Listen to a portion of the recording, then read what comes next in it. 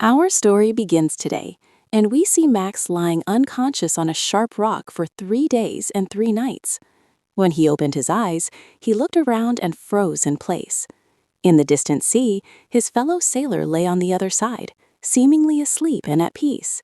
But as he approached them, his soul stirred, because they had all been dead for a long time. At that moment, Max realized he was the only survivor of the accident. His heart ached terribly, but despite everything, he gathered his strength and buried all the bodies on the beach. Darkness fell with the setting sun, and the silence of the forest and the unknown dangers prevented him from venturing further. So he climbed onto a large tree raft and sat there, terrified and trembling all night. He had only one thought on his mind: he had to find a way to escape. The next morning, when the sun rose, he saw the large screen of the ship he had been traveling on in the distance, and decided he had to go there and gather food, water, and anything that might help in the rescue. After an hour of effort, he managed to reach the ship. He was still going downstairs in the cabin when he suddenly heard the faint cry of a dog coming from a room. He mustered his courage, grabbed his axe, and broke down the door with all his might. As soon as the door opened, he was shocked. His dog, Simba, was standing there, unharmed, breathing, his eyes full of life. The sight shattered Max inside, and tears of joy streamed down his face without him even realizing it. He knelt down and hugged him tightly, as if Simba had been given back a part of him that had been missing since the accident. Then he went into another compartment on the ship and found some canned food, a few tools, a rifle, and a large quantity of ammunition. He didn't think twice. Time was running out, and it was clear the ship was sinking bit by bit. He gathered everything he could carry and quickly brought it up to the deck. He cut wooden planks from the ship, tied them together with strong rope, and made a sturdy hoist. He lowered Simba first and tied him securely, then tied up all the other essential items. His situation was so dire that he even had to use the same rope to tie his belt. His mind was consumed by one thing only: saving his own life and Simba's. The raft was heavy with everything on it, but the high waves gave it a little help, pushing it toward the shore. After a terrifying struggle, they finally reached land. But the moment Max looked at what they had gathered, his heart sank. Food and water? Only enough for one meal. This meant that hunger would be their new enemy, and every step they took would have to be calculated 1,000 times. Max sat on the sand, his hand on Simba's head, his mind racing. He had to move. He had to find a solution, or the end would come sooner than he could imagine. He picked up the rifle, stood up, and looked toward the forest. The forest was dark and silent, but the feeling emanating from it was anything but comforting. Yet he still had a faint hope that he might find any sign, any way out, any path that would lead him back to the world. He took a deep breath, tied his belt tightly, and entered the forest. Little did he know that what awaited him there could change his destiny forever. He walked through the dense trees until he found the house, an old wooden structure, almost like an abandoned hut, that looked like it hadn't been inhabited for years. Max sat for a while by the high waterfall behind him, listening to the sound of the water cascading down, trying to calm his mind, which was racing with thoughts.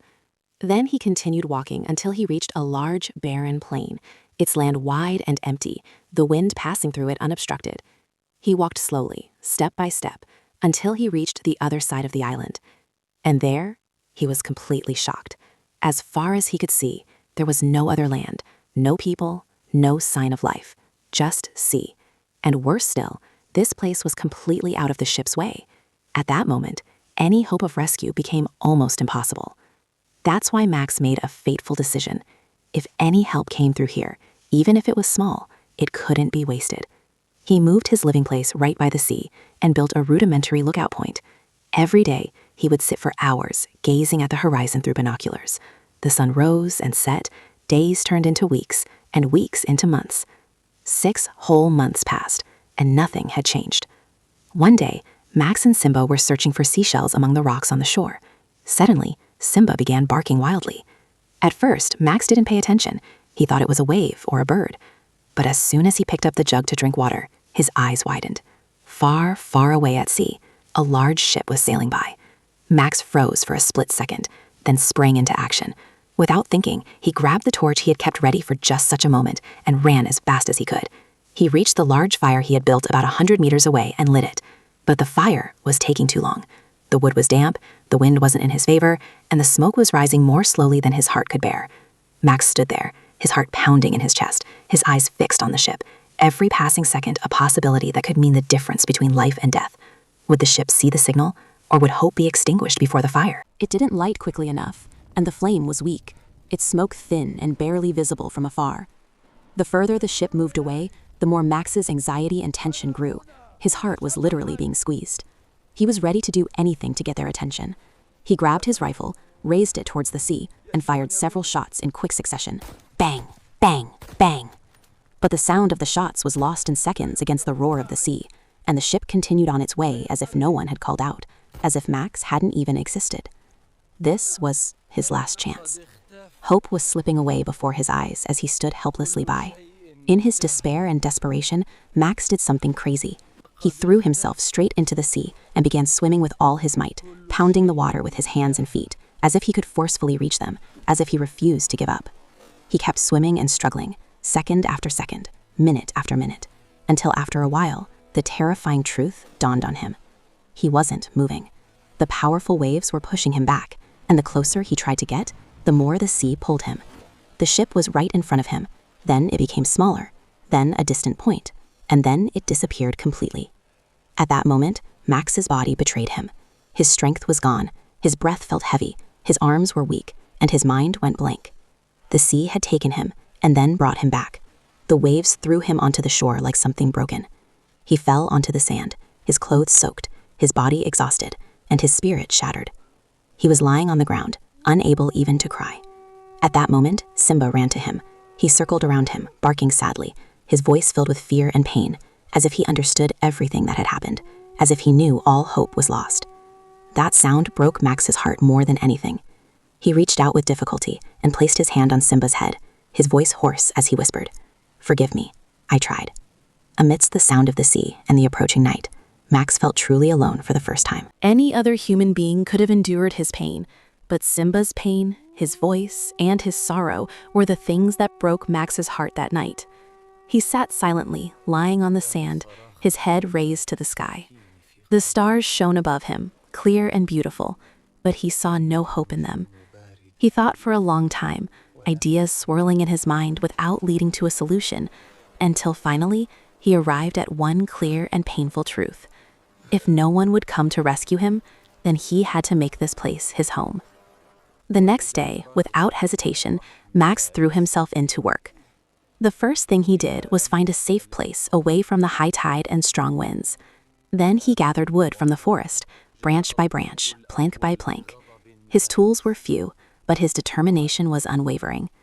In just one day, he managed to build the basic structure of a small shelter. From that day forward, he improved it every day, adding to it, strengthening it, and repairing what was broken. This routine continued for months, day after day, without him noticing the time passing. When a whole year had gone by, Max was standing in front of a large, simple, but beautiful country house, built with his own hands and effort. Little by little, he began to discover that the island wasn't as evil as he had thought. It had fertile lands and plants that grew on their own, pineapples and sweet mangoes, and wild animals he could hunt. The best surprise of all was a natural hot spring.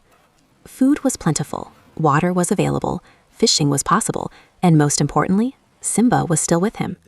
His life had become a fixed routine, waking up in the morning to search for food, during the day repairing the house or gathering wood from the forest, and at sunset sitting on the seashore, gazing silently at the horizon. He wasn't waiting for a ship every day like before, but there was still a small part of him, a part that refused to die, telling him that maybe one day the sea would change its mind. He would always stand on the shore, gazing at the water stretching to the sky. Sometimes he'd think that maybe, just maybe, he could cross over and return to the world one day. But his life was no longer tied to that hope. The days passed and time slipped by without him noticing. 2 whole years went by, and although he was alone on that isolated island, he wasn't truly alone. Simba was with him in every breath, in every step, in every moment of silence. To keep him sane, Max invented many ways to cope with loneliness. Sometimes he'd carve his experiences and days on wood. Sometimes he'd write in old diaries he still kept. And sometimes he'd take out his flute and play a quiet tune. And whenever the sound of the flute spread through the air, Simba would wag his tail and hop lightly, as if he too was searching for small moments of joy in this isolated world. But no matter how hard a person tries, they can never completely escape loneliness. Little by little, Max's days began to resemble each other. The same shore every morning, the same trees, the same forest. And at night, when the world calmed down, the emptiness in his heart was screaming many nights. He would sit in a corner of his house and cry in a muffled voice, remembering his wife, her laughter, her tenderness, her presence. All of this had become just a distant memory that hurt him more than it comforted him. One day, Max and Simba were walking along the seashore at their leisure. The wind was calm and the waves were light. Suddenly, Max's eyes fell on a strange track in the sand.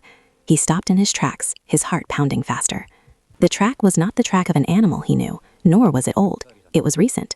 Max looked around slowly and pulled Simba towards him. At that moment, he understood that the island might no longer be as empty as he had thought.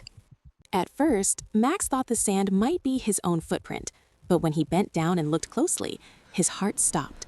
The footprint was that of a human, but unnaturally large, a size that made him seem like a giant or a wicked warrior from another time. Without thinking, Max gripped his rifle, his steps slow and deliberate, his breath held. Every rustle of leaves, every whisper of air, every movement around him was under his scrutiny. Simba too changed. His ears were pricked, his body taut, and he was emitting a low, almost roaring sound, as if sensing a danger he couldn't see. After walking a little further into the forest, the view suddenly changed.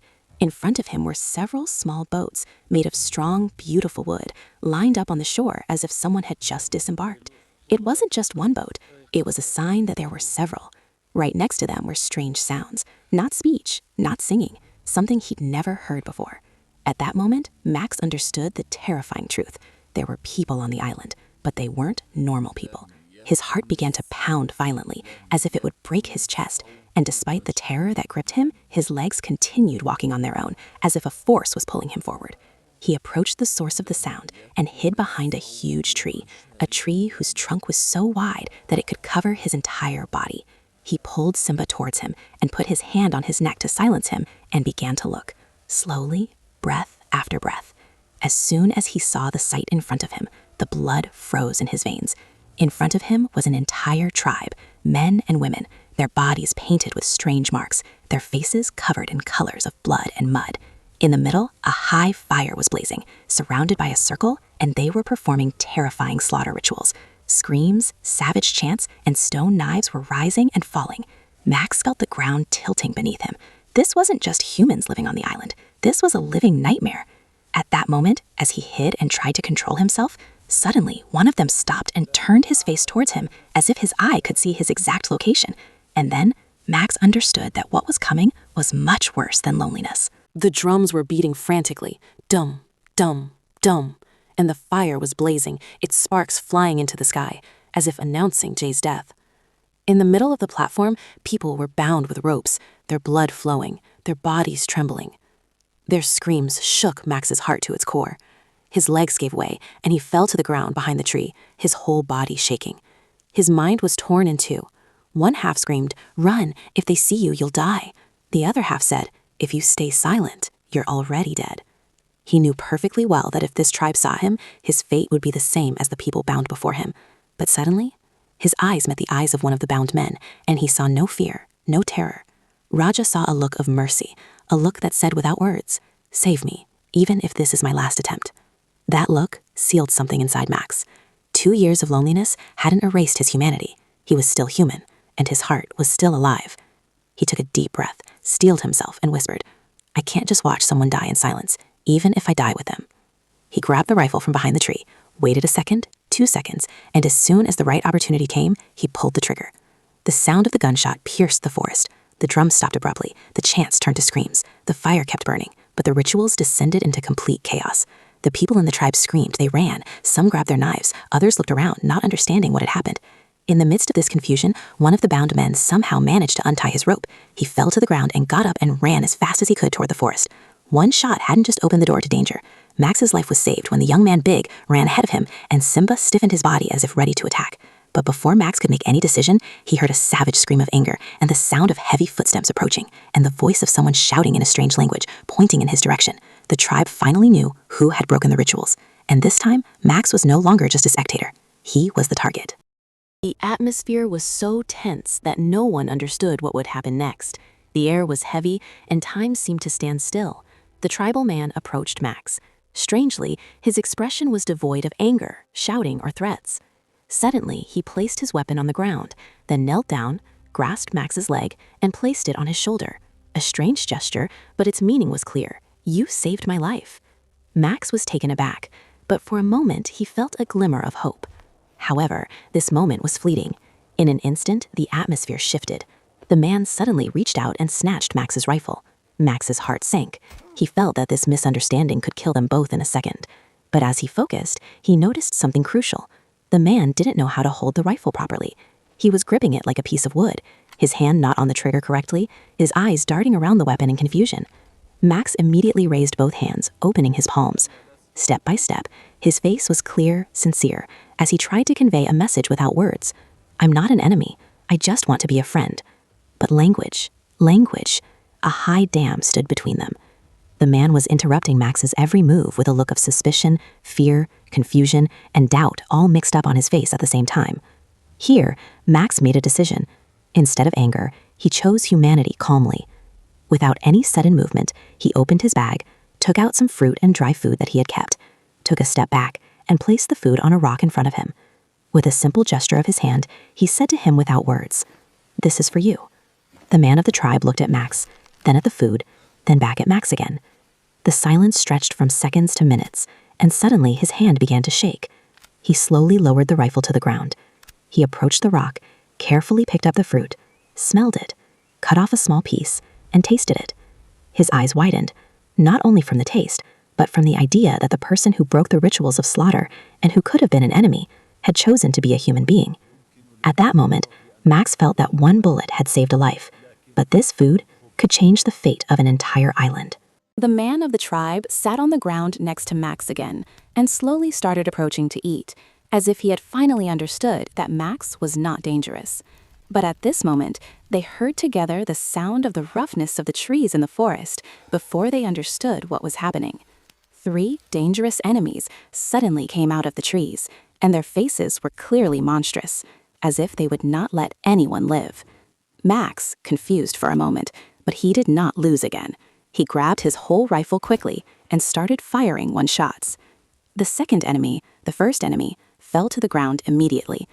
But what happened after that, Max could not imagine.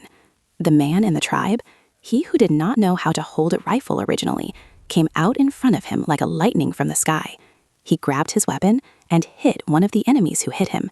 Standing in the second, Max fell to the ground, and he was not alone with him. He had a real partner.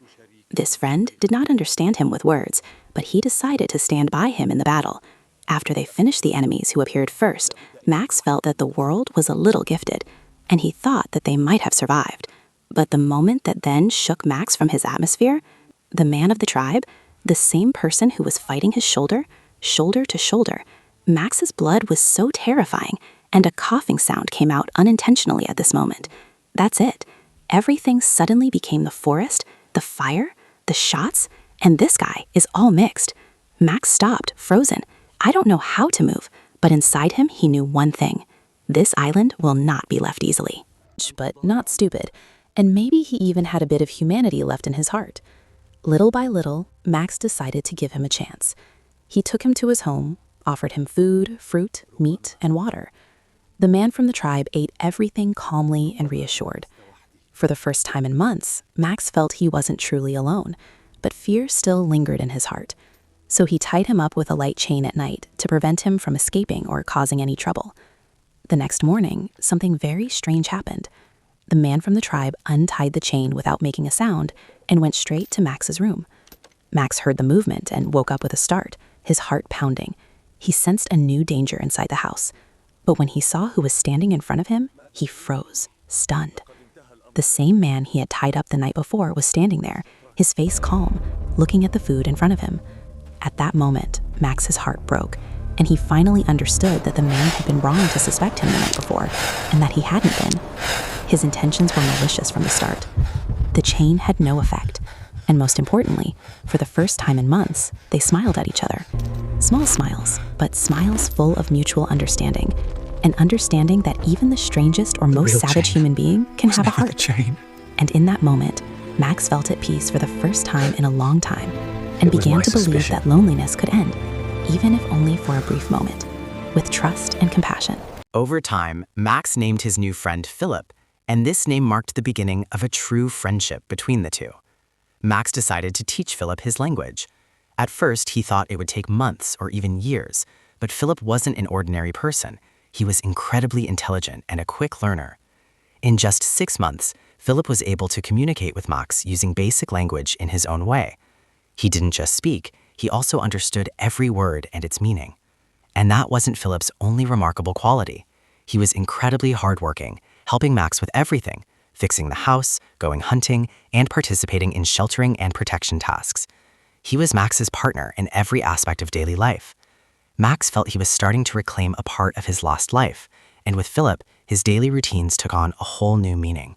One night, as they sat by the fire, Max began to speak to Philip in a quiet voice, as if reading from the Bible, wanting him to feel God's presence. Philip looked at him calmly and said, "The security of our tribe is different. Here, we worship the God of birds. I believe in what I see with my own eyes. Your God wants it in spirits, and I can see the spirit of everything. That's why our security isn't different. We just reach the same place, but in different ways." For the first time, Max understood this. Philip wasn't a savage. He was a man with a deep soul, whose mind and heart understood life differently, but ultimately he was searching for the same goal: peace, security, and life. From that moment, Max felt that true friendship, even with those who are very different, can change everything. After Philip said he didn't like Max's God, the atmosphere between the two suddenly soured, and they began arguing stubbornly. Max grabbed the Bible and tried to show Philip that his God was there with him, but Philip flipped through the pages and said he didn't find anything in them. This made Max furious, and he shouted, "You savage!"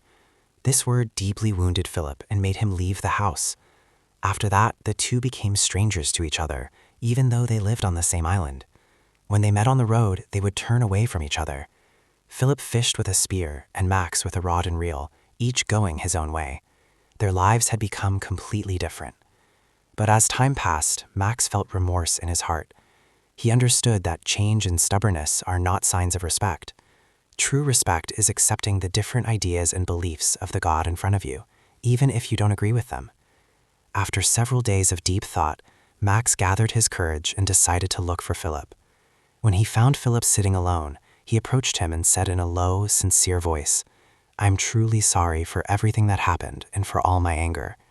He explained to him, "From now on, we won't delve into each other's beliefs. We'll continue our friendship with mutual respect." Philip smiled slightly, and after a moment they agreed to continue their lives together as friends.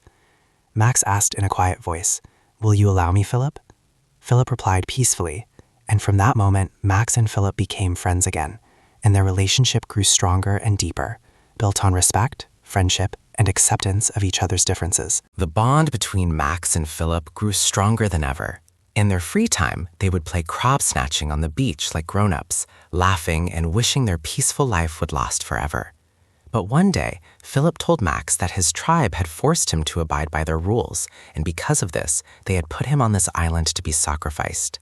He also told him that since Max had saved his life, the tribe would surely return to complete the ritual slaughter. At that point, the two decided to proceed cautiously and prepare a plan. They planted a lot of explosives at the old slaughtering place near the volcano so that if the tribe returned, they could finish them off with one blow and protect themselves. The whole month passed as they carefully prepared their plan. Then one day, they heard a noise coming from the volcano's cave. Max and Philip grabbed a torch and hid behind the rocks. As soon as they had the chance, they lit the fuse. The spark spread quickly, and Philip's 10-year-old friend, Symbol, ran after him towards the cave, trying to escape the fire. The next moment, there was a powerful explosion. The Symbol vanished in the flames right before Max's eyes. Max couldn't believe what had happened. His heart broke. He buried the Symbol in his garden and bid it farewell, weeping bitterly.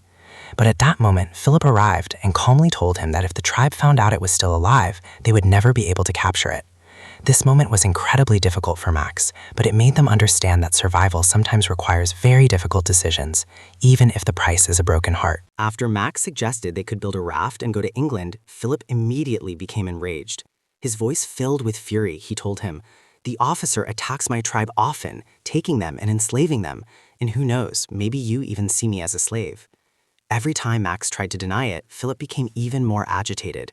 This misunderstanding put Max under immense pressure, but he knew he had to make the right decision. Max was left alone with only one option. He had to build the raft and escape the island. To do this, he had to cut down massive, centuries-old trees, blow after blow. Each blow made him feel completely alone on the island.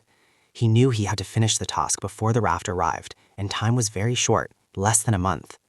He worked day and night without stopping, and with all his effort, the raft gradually began to take shape, bit by bit, with each rope tied and each plank secured. One day, while he was tying the ropes, Philip suddenly appeared behind him. He looked up at him and said loudly, "I haven't laughed yet. I'm ready now to go to my friend." And, deeply moved, he added, "You saved my life, and now life itself wants to take you to a safe place." Philip reached out to Max, handed him his work contract, and said in a voice full of sincerity, "You're back, and we'll continue together now." At that moment, Max felt relieved and reassured, not only because of the raft they had built, but also because he had finally found someone he trusted and who understood him without words. This time, they thought they were finally ready. The storm that returned was similar to the first, but suddenly it transformed into a terrifying tornado. Nature's power struck mercilessly, and Max and Philip were forced to leave the goats they had raised outside against their will and hide in a cramped space to wait for the storm to pass. They tied the raft with long, strong ropes, thinking that was enough, but what happened next was beyond their wildest imagination. The water rose, the wind raged, and in a single moment, the entire raft was swept away and disappeared, as if the sea had decided to swallow their hard work and hope in an instant. The long night barely passed, and when they emerged in the morning, they found the island littered with broken branches, uprooted trees, and a heavy silence. The storm had left behind a clear message. Everything they had built could be lost in an instant. Max and Philip didn't have the luxury of stress or collapse. The full moon was fast approaching, which meant the tribe could arrive at any moment. Now their survival depended on only two things: their intelligence and the gunpowder they had. Without much explanation, the two of them immediately got to work. They installed hidden nets in various locations, created molds that fired automatically, and prepared simple devices to confuse and distract. Every passage, every entrance, every possible route was transformed into a trap, ready for anyone from the tribe who dared to approach. Finally, the night of the full moon arrived, the night on which everything hinged. Max smeared his body with mud and ash, disguising himself to resemble the tribesmen. Philip stood beside him, his eyes steady and his breath calm. Each of them knew that what lay ahead was either life or death. Before the war began, Max and Flip arrived at their camp, knowing this was a battle of life or death. Max played his flute, and his melodies drew the tribe's attention to the hidden traps. The plan worked exactly as they had envisioned. The tribe began following the music, and when they passed Simba's grave, they broke through the wall. Max was furious, but he waited patiently for the right moment. He cut the ropes, and the hidden system kicked into action. Many tribesmen fell and died on the spot, while the rest were diverted in another direction by the mines and large nets. Victory seemed certain. The entire group was eliminated. But before they could celebrate, the last tribesman emerged from the bushes and suddenly shot an arrow. The arrow struck Max directly in the chest. Flip quickly threw his axe at the fleeing enemy and ran into the forest, gathering herbs which he applied to Max's wound. 3 days later, the wound was more infected than it had healed, and it was clear that if it wasn't treated quickly, Max wouldn't live more than 2 days. At that moment, Flip decided Max takes him and remains attached to him in his tribe. The important thing was to protect Max's life at any cost, even if it meant confronting an entire tribe or venturing into danger. Their cries were loud because the only real cure was there. As soon as they reached the tribe's gate, the tribesmen with bows quickly surrounded them. They all thought Max was a white man who wanted to enslave them, even though there was a saying that killing the sick was forbidden. The doctor started cleaning Max's wound and began the treatment, but they told Philip that as soon as Max recovered, he had to fight in a deadly battle in the arena. The only one who would live was the one who left that place. 2 days later, in the same gathering, Max and Philip stood face to face in the middle of the arena. Against their will, they were the best of friends now, afraid to hurt each other, but the rules were very harsh. If they didn't fight, they would both die. The battle began, and in the end, Max fell to the ground, his dagger flying away. He opened his arms and closed his eyes, wishing his friend would kill him right away. But when Philip put his hand on him, he couldn't strike. Suddenly, they heard a loud gunshot, and Philip fell into Max's arms. The biggest part of Max's heart broke in that moment. That moment was a mixture of pain, fear, and love. lost. The pain of the soul was greater than any physical wound, because he discovered that the strongest bond between him and Philip could be broken in a single second. The whites attacked the tribe again, but Philip fired his shot at the right moment. That's how Max, who had been trapped on the island for 15 long years, finally reached the hospital on the whites' ship. The first thing he did upon returning was hug his wife, realizing that all the suffering and challenges he had endured were lost in the safety of love and family. But even now, when he sits by the fire, he remembers his friend Philip, with whom he shared years of life, struggle, courage, and harmony. Those years, despite all the pain and danger, will live on in his heart and soul forever. And that's where the story ends. But stay tuned for new videos and summaries, because the journey continues. Peace.